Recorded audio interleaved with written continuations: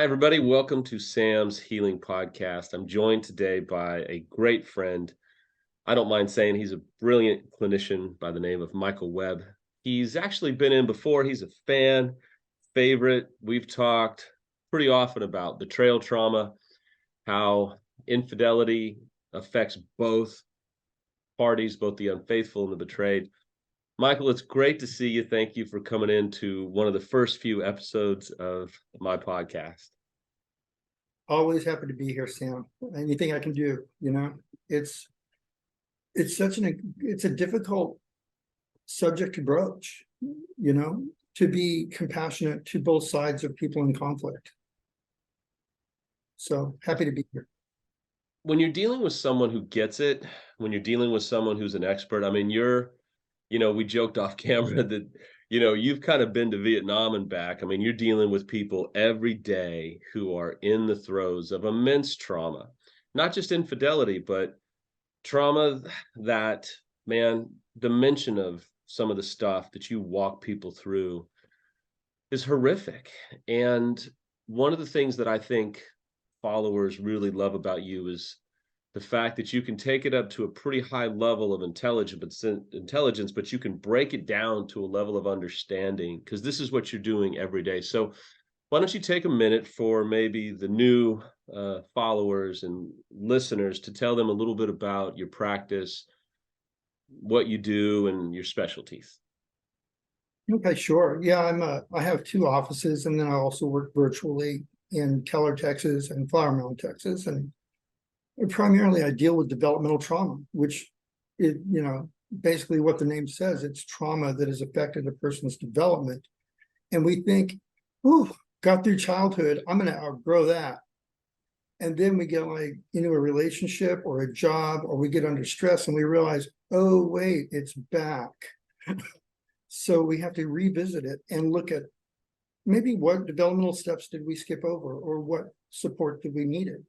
The trauma is still there. The child that we were is still there experiencing it. And so I help people bring that child back up to date, nurture and strengthen the adult self, so that the adult self can then protect the child that maybe wasn't protected as a child. And this stuff is so fascinating to me because I never learned this until I met you, and I met another clinician that worked this way. That's why this methodology that just says, just forgive your spouse or your partner and move on, or just deal with your anger. It's all going to be okay. You just need to move on. It's been 3, 4, 5 years.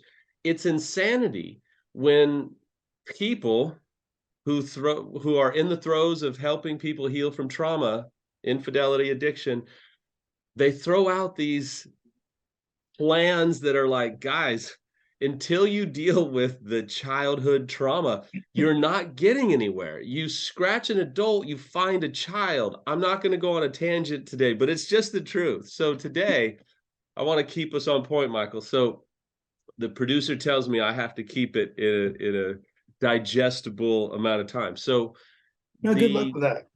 The thing that we're going to talk about today is there's such a difficult moment when the betrayed senses anger or even rage or a lack of empathy from the unfaithful, and they find themselves going, listen, you're the one that cheated. Why am I getting all this anger and rage?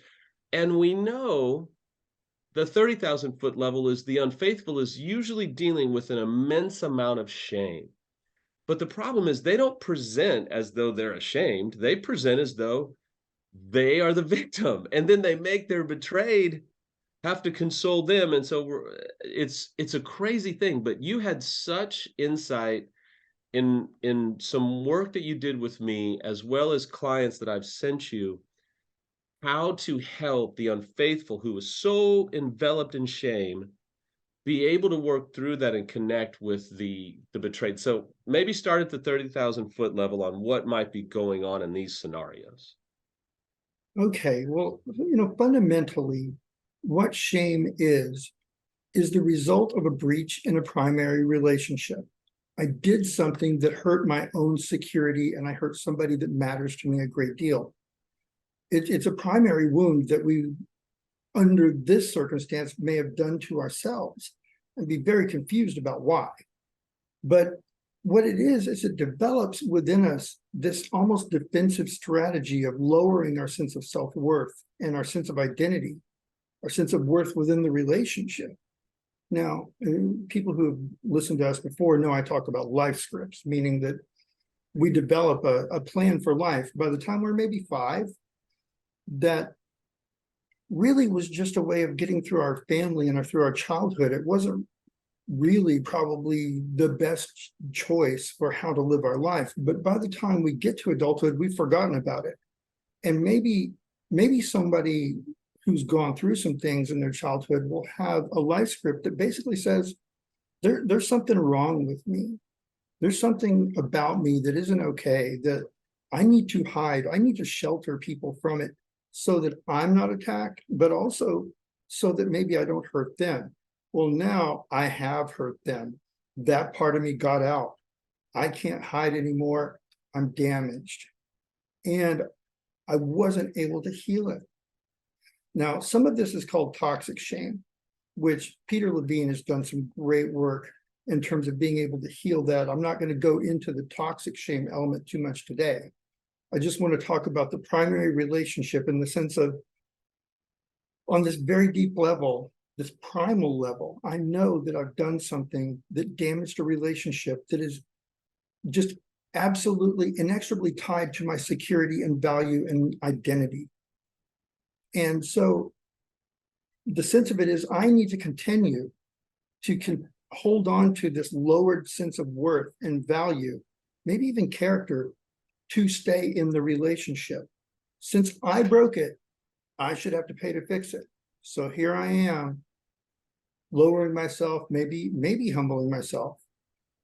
But I gotta take a step back, I think, and say, the experience of shame is about the most painful experience that we have in life. Shame is excruciating. It can even affect how we feel physically, how we think, our memory, our experience of emotions. It is a primary experience that alters reality. And it's not that we're, it's not just interesting. It's not that we're going to make this case, oh, poor unfaithful, so much shame. It's like, look, until we know why we do what we do, how are we going to prevent relapse, right? How are we going to connect with the betrayed party? Exactly. And so, I want to emphasize that to say, at some point, we're going to talk about some solutions here, and they're going to sound like, oh, you just do this and it'll be all right. No, this is going to hurt. This is going to be really hard. And though I do have some suggestions, I don't want to ever lead people to think that I believe it's easy. It's not. It is hard. No, it's really not, but it can get so much easier when you have the right help and you have the right insight into what both people are dealing with. Absolutely. And you're able to say, look, you probably feel this, and have that client or the viewer, the listener go, whoa, exactly. That's exactly how I feel. Help us with that. Yes. Yeah, to some degree, it feels like you're a kid lost in the mall and it's your fault. You were supposed to stay with your mom and you didn't.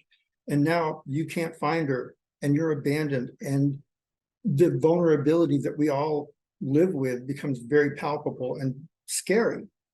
And this is coming out of the child ego state, not the adult ego state. The adult ego state could handle life because you're an adult. The child ego state experiences the feeling of being abandoned as I'm gonna die.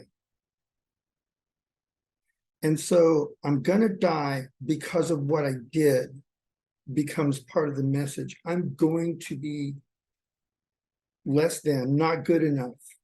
Well, at some point, a lot of people will say, a lot of betrayed spouses, or excuse me, unfaithful spouses will say, I'm disgusted by my behavior. And that is a good thing, not from a self-deprecating or a sense of I'm condemning myself, but this was against my values. This really wasn't okay. And since it really wasn't okay, how do I really fix something that wasn't okay? within me, within the relationship, how do I do that? And the answer to some degree is embracing the disgust. When we What is run, that? I didn't mean to interrupt you, but yeah, I think we unfaithful embrace the disgust in a self-deprecating, self-loathing. And I hear it all the time. I'll meet with the client or a couple, and he or she will say, I know I'm a piece of crap. I know I failed you. I know that I'm just ruined everything, but it's not authentic. It's not genuine. It's mm-mm, not, if you come from faith, it's not godly sorrow. If you come no, from an atheistic approach, it's not any type of sorrow or remorse or healthy guilt. It sure. comes from this, it's like this Eeyore, I know I'm worthless, I hurt you. And I just sit here and cringe because they're not even fully aware of how they are offending and completely alienating their betrayed. And then they wonder why their betrayed can't trust them, doesn't want to be close to them, doesn't want to be intimate with them, and just feels so unsafe around them, right?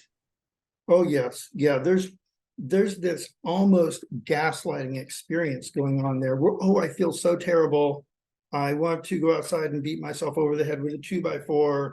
I should crawl on the ground forever at your feet. And really, dude? I mean, come on. Yes, you hurt.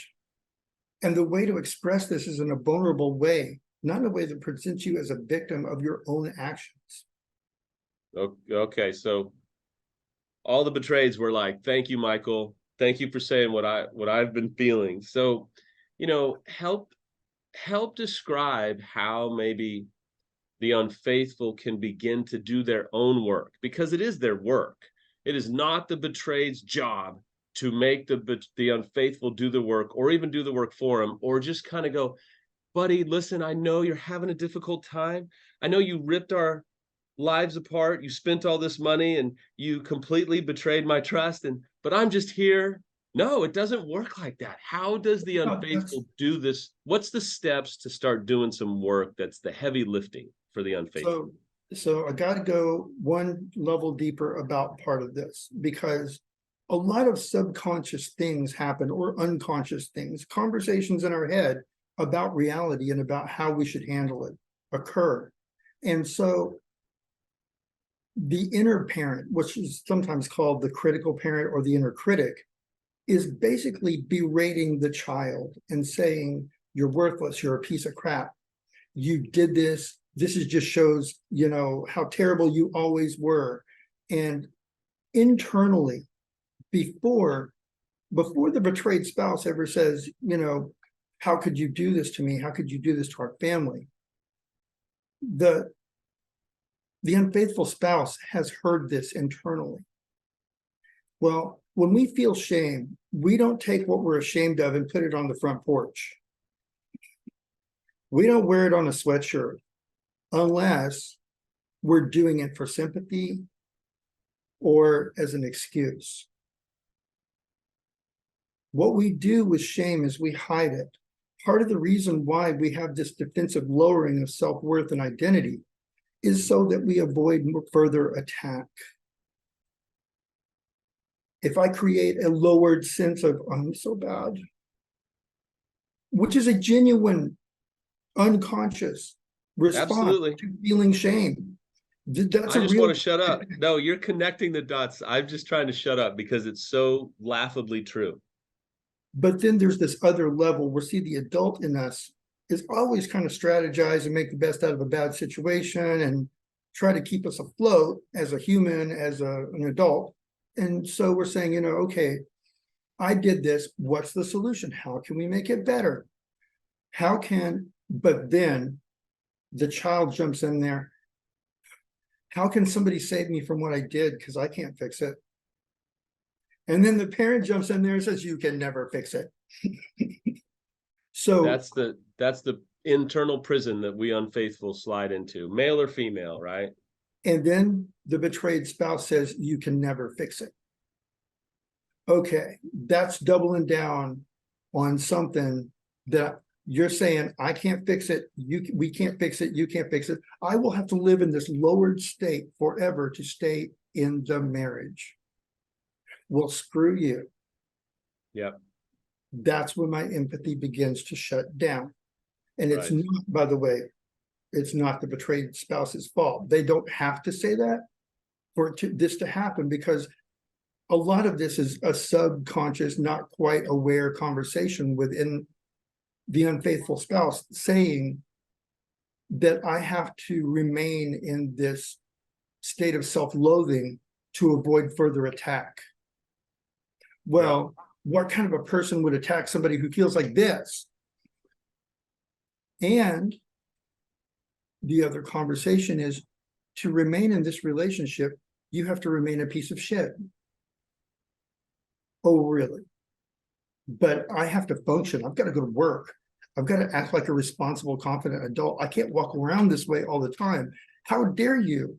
And pretty soon, the kid in us, in a state of desperation, because they're feeling kind of annihilated by the intensity of the experience, will lash out and project all of this back. You're making me feel this way. If it weren't for you, and this is the bad one, I wouldn't have cheated. I Yeah, agree. it Oh, hurts and to by the even way, hear. let me tell you all the things that I never mentioned, our entire relationship, that would have protected our marriage, that I never said. Let me just lay that out. Yeah, And it's a full court press. Get away from me. right. Thing is, the kid is like, if this is what relationships are like, I'd rather be alone. And it's short-sighted, and it's likely tied to the script, where being alone was safer. Being hidden was safer. And so I had to go a little deeper into that to say what I'm about to suggest is damn hard. Yeah. In that state of desperation, being able to strengthen your adult, to look at this from a state of humility rather than humiliation, of proclaiming the fact that your pain comes from your knowledge of your worth and your value of your spouse. I hurt myself and I hurt you. And I got to own that, and I'm going to live with it. But can't live like this. Right. So what do I do? Well, you are in pain. Be grateful for this guilt. Be grateful for this shame. If you did not care, it would say a lot more. But And that's a big point, because I think the betrayeds oftentimes think that their cheating partner or spouse is a sociopath, or have something really chemically wrong with them. And of course, we'll throw out the disclaimer, look, we can't address every single situation, right? I'm sure that yeah, situation happens, and it absolutely. But when we stay in kind of the law of averages or in the middle ground, the fact is, I think two of the most overdiagnosed, oversimplified ideas is, well, my spouse was a narcissist. Not true. Or my spouse was just a sex addict. Hold on, let's do some eval here. But I love what you're saying in the authenticity of, look, we can't, if we keep doing what we're doing, we're going to keep getting what we're getting, and we hate this. So let's take it back to square one. Shame occurs because of a breach in a significant relationship that is integral to my security in life. It's tied to my values. It's tied to my family. It's tied to my history. And I did this. I damaged it. What do I do now? You're going to have to feel it. You're going to have to be disgusted at what you did, not who you are, what you did. And delve down into, why would I do that? Well, that conversation where you listed half a dozen things that you believe are the reason for your unfaithful behavior, and it's all your wife's fault, or the husband, if the husband happened to be the one betrayed. Well, what kept you from saying those things in the first place? If you've been feeling a state of deprivation or loneliness or isolation all this time in your marriage, in your home, what kept you from saying it? Chances are there's something wrong with me, and I can't ask for too much, even from the people I love. I can't be too vulnerable, even from the people who should know me best. And so I'm about to ask you to do something you ain't never done. And that is be vulnerable. like really vulnerable. But it scares us. Oh, well, hell yes. We've never learned how to do it. Well, that's where, this is my pitch for coaches and counselors, that, and finding somebody that you can sync up with, who can really reflect your experience, is a crucial part of the process, where being able to recognize that I'm about to say things that make me want to throw up about me. Exactly. And I never went deep laughing. until I found somebody like you that I felt safe enough to be able to say, here's the darkness, here's the filth, here's the embarrassment stuff that I would never put on anybody else's porch, let alone my own. So I appreciate your words about, clinicians and coaches. And so, from the vulnerability piece, so keep going. Where do they go? So heal the breach, heal the shame. Heal the breach means being vulnerable enough first with yourself and one other person. Does not have to be your spouse, but it's got to be somebody. Anybody who's worked a 12-step program understands this. You can have no secrets and feel secure. We are only as sick as our secrets, is what I've heard said.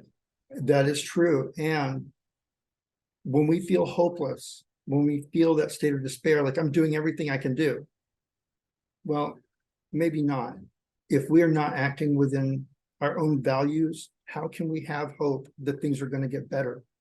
And if I'm defending something that I know is not within my values, no matter what reason I'm using to defend it, it's not good enough. Yeah. It's not much different than when resentment leads us to justify behavior that otherwise would not be justifiable. And I think it's so, we as the unfaithful feel so much embarrassment, so much shame, so much humiliation. We just want the conversation to be over. Like, stop talking about it. I don't want to keep talking about it. It's been X amount of time. Like, even in my own body right now, I can feel that sense of, oh my gosh, please, I don't want to talk about it. Make it stop. We got to stop. Like, it is like your skin is on fire at having to talk about the most diabolical failure you've ever committed in your life, or the most traumatic events that have ever happened to you. That I initiated as the unfaithful spouse. And here's the thing. You can't heal another person, but you can create the conditions of healing in your relationship from your side. It's kind of like if you've got a plant, you can pray for it, you can talk to it, you can tell it it's pretty, but if you don't open the shutters and let some light in and give it some damn water, it's going to die. I take notes even when I'm doing podcasts with you, because you throw out stuff that I'm like, it's fantastic. So you can't make them heal. You can't, you can do ultimatums. People differ, but there's a time for an ultimatum. Well, you can, yes. But you said it, you can create the conditions conducive for healing. That takes work, but what if you're so pissed off that you're like, I want to create the conditions to tell you what a piece of crap you are and how you have devastated me forever. So from the unfaithful side, and this is where understanding the purpose of our adult self is important, because this conversation is going to be exhausting and painful, and it can become psychologically destructive if we exceed the window of tolerance of both parties. Meaning that when I stop processing this and I just start re-experiencing crap and pain and sadness and terror and abandonment, we need to stop, because I'm about to start lashing out and you'll start to lash right back. And we have then undone what we just did. I would say start with 20 minutes. But before that, talk with a therapist, talk with a counselor, get strong in your adult self, in your values, in your recognition that it's not okay to feel okay about this right now, but it is okay to feel okay about taking the steps toward healing. And even if you are the unfaithful spouse, you can still begin creating the conditions that are conducive to healing within the marriage. even if your partner is not ready. And by the way, they probably won't be. Generally speaking, the unfaithful spouse needs to show a good faith effort before the betrayed spouse is going to trust there's any reason to open up. Oh, good Lord. I mean, we could do another 17 hours of podcasting on that fact. I mean, there's a reason we will digress. But so, we've only got a few more minutes. So lay out a couple of good suggestions you think for Sure. either party that can give. I always like to keep what we do practical, because we can get ethereal and we can do all this stuff, but until there's practical insight, people are like, listen, you can pontificate all you want. For the viewer, for the listener, man, you're driving, you're doing stuff around the house, and you're like, give me what I can do. What can they do? So the unfaithful spouse who is in that state of projection and blame, whose empathy has shut down, they're probably not going to be listening to this video on purpose. Shh, don't say that. Don't say that. Help It's the fine. betrayed get it in their hands. The betrayed spouse is going to say, you need to watch this, or you need to listen to it, or they're going to trap them in the car. And so True. what I'm going to tell you is the feelings you have are coming from within you, not outside of you, within you. And so understand you'll take them everywhere you go. And ask the question. I guess you could back up a minute. You need the part of this about see a therapist or a counselor to strengthen your adult self, your executive functioning. That's really important. Get clear about the fact that I'm hurting somebody I care about because I feel bad. Now, because I can't figure it out on my own. I can't figure it out on my own. And so first, keep your conversations to 20 minutes, maybe even 10 if 20 is too much, where you might share, I really felt as though, I felt deprived in this way or that way. But then you stop. You do not blame what you did on what somebody else did. Recognize that is immature. Well, right. And at the end of the day, I want to speak up for the betrayed and say, yeah, the betrayed was probably equally frustrated about the relationship. I hate to do this to unfaithfuls. I only do it when it's like, here comes the nuclear bomb that you need to hear is your betrayed was probably unhappy, frustrated. Their needs were not being met. Their love tank was running on empty. There was no love languages, but they didn't cheat. You did. So let's keep this square with understanding, because there was a litany of things that you could have done except had an affair. So before you get too self-righteous in your unmet needs, remember the actions that you took. So I know all the betrayeds are like, thank you, Sam. Thank you, Sam.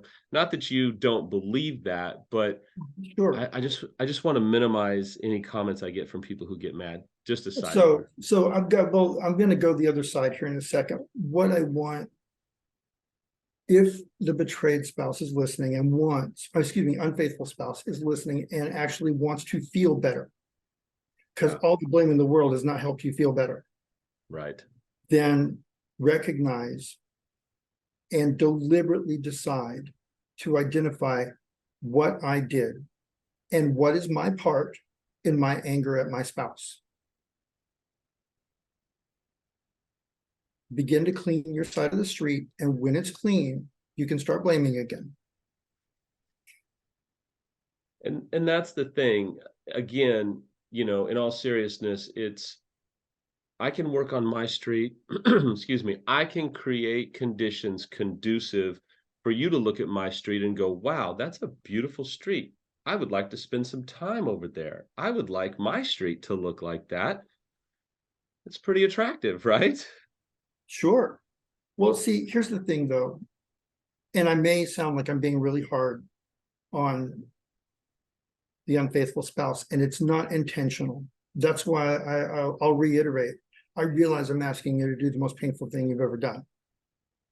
And no tongue in cheek inside. there's good reason to find someone who can be compassionate for you as you walk through that.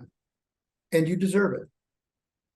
You haven't lowered your worth as a human being. You did something that hurt something you love and hurt you.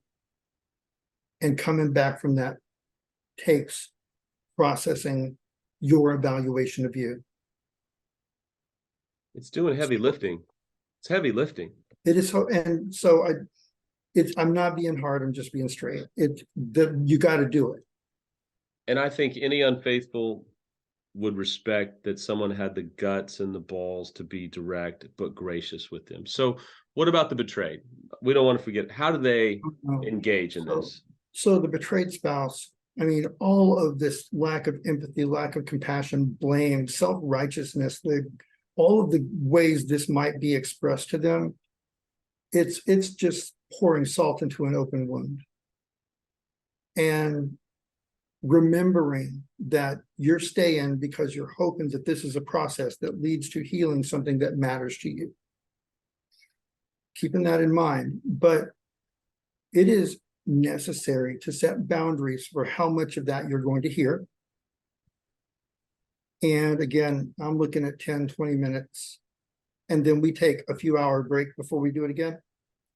Yeah. Also, the reason to get help for the betrayed spouse is to recognize that finding adequate and accurate support for watching the unfaithful spouse go through this and not taking it personally, it's necessary, and it's hard because you want to run, you want to be honest, you want to hurt them sometimes, but you also love them, and that's why it hurts so much. And so recognizing that you need to set boundaries around yourself to protect your ability to process what's happening and to stay adult and present in your life. This is a long haul process. They didn't get here overnight. If they've had 30, 40, 50 years of this behavior, there is no light switch that exists. There is no simple formula.